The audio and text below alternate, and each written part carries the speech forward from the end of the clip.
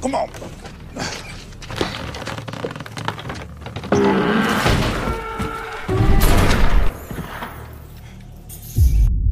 Assalamualaikum wahai para pecinta film sekalian.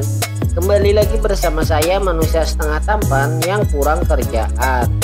Kali ini kita akan merangkum alur cerita film berjudul 1922, yang mana pada saat musim panas tahun itu terjadi sebuah tragedi menimpa kepada satu keluarga. Tragedi tersebut dipicu oleh perebutan harta warisan yang lumayan banyak. Tanpa berlama-lama di awal, kita langsung saja masuk alur ceritanya.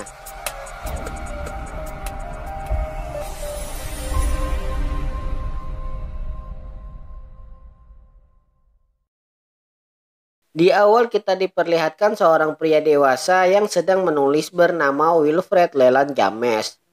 James sendiri menulis pengakuan bagaimana cerita ia dan keluarganya melalui tahun 1922.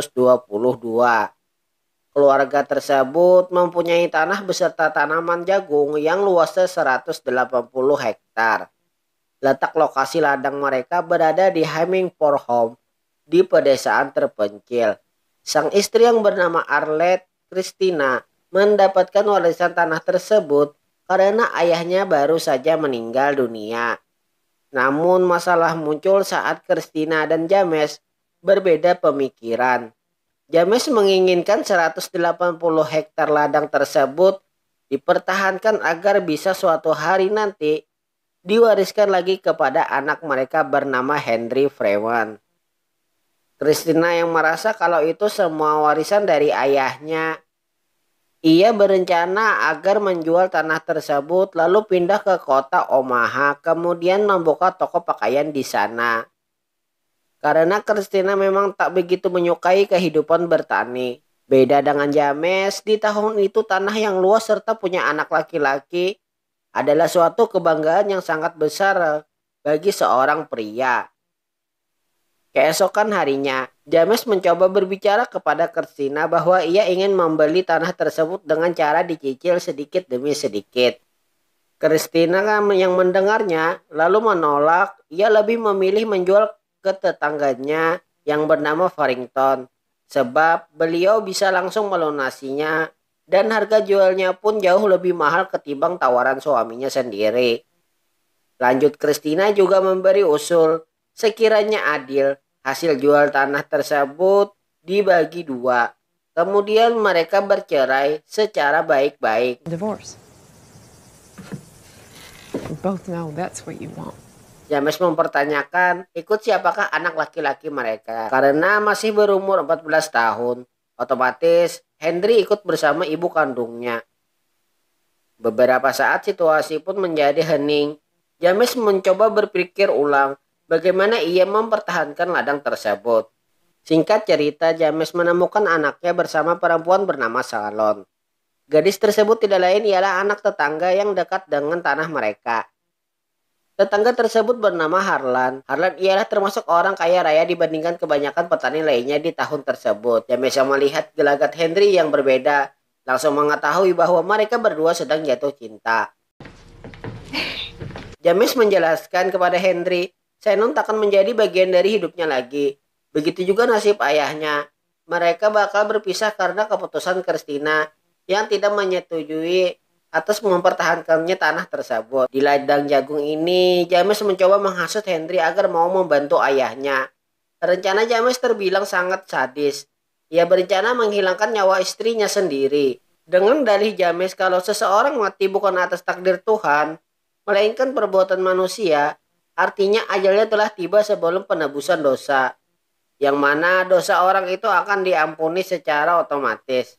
Henry pun dengan polosnya mengiyakan rencana yang akan ayahnya lakukan itu. Malam harinya saat semua sedang menyantap makan malam, Henry terlihat dalam keadaan marah lalu berkata, And you just sit there. Leave off. Leave off, so we can be a family again.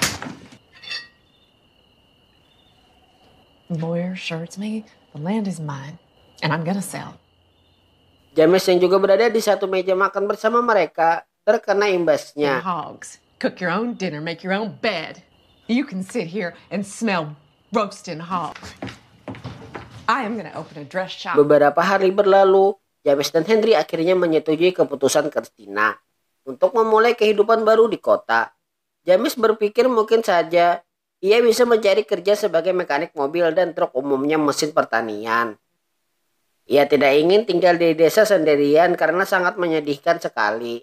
Christina yang tidak percaya mengetahui kabar tersebut langsung mencium suaminya.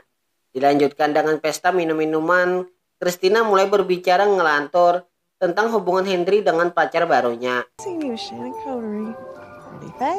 Bubbies, and if my son don't know the color of her nipples, if you're not getting a touch of that, you're explore all you like and, you know, rub it with your down with her in the corn or behind the barn that you're a no. Actually feels good and spits up. Di sisi lain, James menemui Henry yang sedang kesal. Ia tidak terima kalau ibunya berkata macam-macam tentang Shannon. Dan dari sinilah awal mula hal tragedi yang mengerikan akan terjadi. James menghasut Henry terus-menerus untuk membunuh ibunya sendiri. Ternyata mereka hanya berpura-pura setuju tentang keputusan Christina, yang padahal itu semua untuk menjebaknya agar ia mabuk berat hingga tak sadarkan diri. Christina yang sudah berada di kamar di atas tempat tidur didatangi mereka berdua, dan kemudian terjadilah.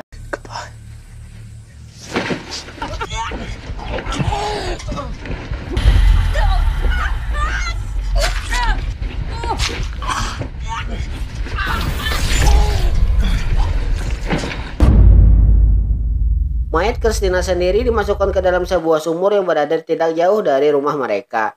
Untuk menghilangkan barang bukti, mereka berdua membersihkan bekas darah pembunuhan itu. Kemudian sebagian barang Christina dimasukkan ke dalam koper, lalu dibuang ke tempat sumur yang sama.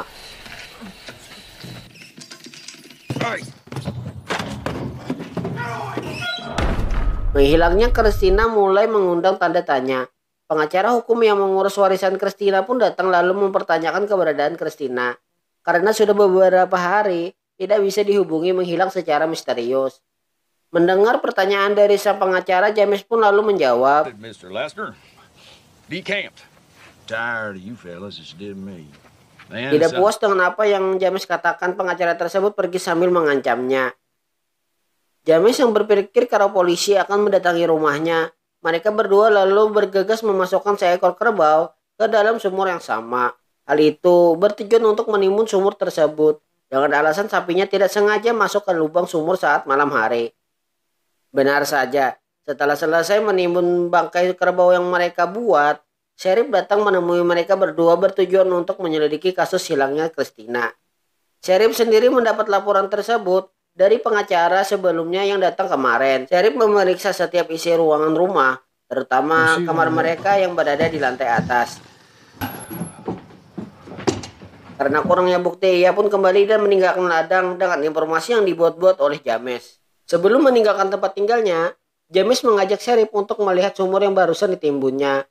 Namun, Sheriff sendiri ogah untuk melakukannya. Itu berarti urusan masalah tentang sumur menyumur sudah selesai.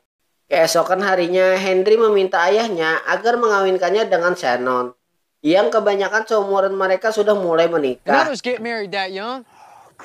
Ayahnya pun beralasan ia tidak mempunyai uang untuk mengawinkan mereka berdua, karena harga panen jagung sekarang kurang bagus. Dan James juga berharap agar Henry bersabar sementara ia mengumpulkan uang hingga 2 tahun mendatang. Di sisi lain, ternyata James ini mempunyai sifat iri hati terhadap tetangganya yang bernama Harlan.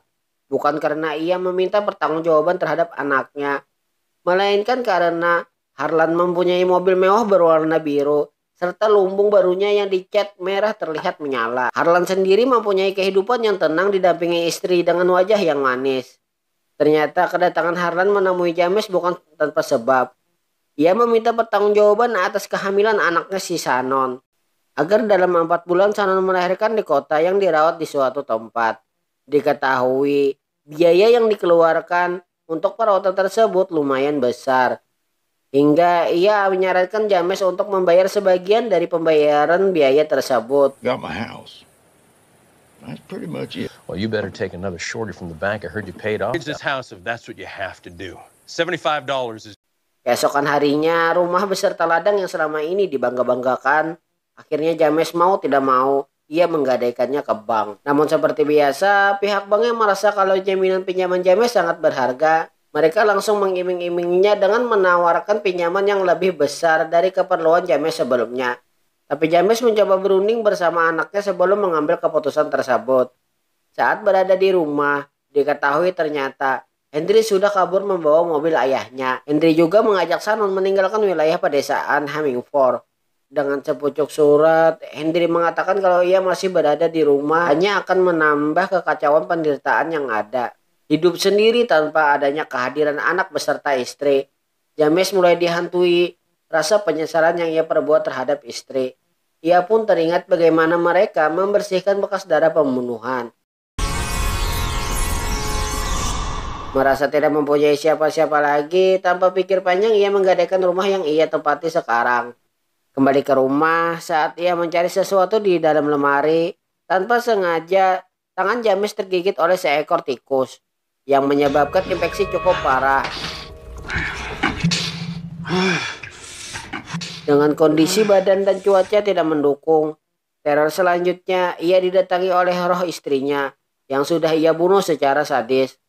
Dan saat Christina mulai mendekat, roh itu pun membisarkan sesuatu yang hanya diketahui oleh orang mati. Ternyata selama Henry kabur, ia melakukan tindak kriminal ditemani oleh Shannon. Ia merampok sebuah bank, mencuri mobil hingga merampas harta orang lain. Hal itu juga membuat sepasang kekasih ini dikenal sebagai The Sweetheart Bandit. Saat mereka berdua berada di restoran, mereka diusir dari tempat tersebut. Karena penjaga restoran di sana mengetahui siapa Henry dan Shannon ini sebenarnya, nasib pun berkata lain. Belum sempat jauh meninggalkan tempat itu, Shannon yang masih mengandung terkena tembakan penjaga restoran di sana, hingga menyebabkan mengeluarkan banyak darah. Bukannya segera membawa Shannon ke rumah sakit, Henry malah kebingungan dan membawanya ke tempat kosong yang tidak ada penghuninya. Nyawa Shannon akhirnya tidak bisa terselamatkan lagi. Henry yang merasa bersalah karena mengajaknya untuk kabur, kemudian bunuh diri dengan menembakkan pistol ke tubuhnya sendiri. Setelah mengetahui keadaan Henry melalui bisikan roh istrinya, Jin berpindah di mana James menjemput kedatangan mayat putranya, yang mana mayat itu sebagian sudah tidak utuh bentuk rupanya. Disebabkan sebelum mereka berdua, Henry dan Shannon ditemukan tewas di tempat rumah kosong, mayatnya sudah dimakan oleh tikus-tikus yang berdatangan. Melihat hal itu, James meminta agar memasukkan jasad Henry ke dalam peti mati yang terbaik. Fine coffin. I got money. Certainly, Mr. J. Your finest coffin. Di akhir film, saat berada di gereja, James sendiri hanya ditemani oleh sang istri yang sudah mati beserta tikus-tikusnya. Dan James akhirnya kehilangan ladangnya akibat hutang tempo hari di bank. Ia dipaksa menjual dengan harga yang sangat rendah untuk melunasi itu semua. Yang mana film ini ditutup dengan rumah yang sekarang tidak terawat. Film pun tamat. Terima kasih sudah menonton video ini sampai selesai. Mohon maaf kalau ada kata-kata yang kurang bagus. Bila kalian mempunyai rekomendasi film tentang pembunuhan, bisa komen di bawah. Saya Jali Juan, sampai ketemu di video selanjutnya. Wassalamualaikum warahmatullahi wabarakatuh.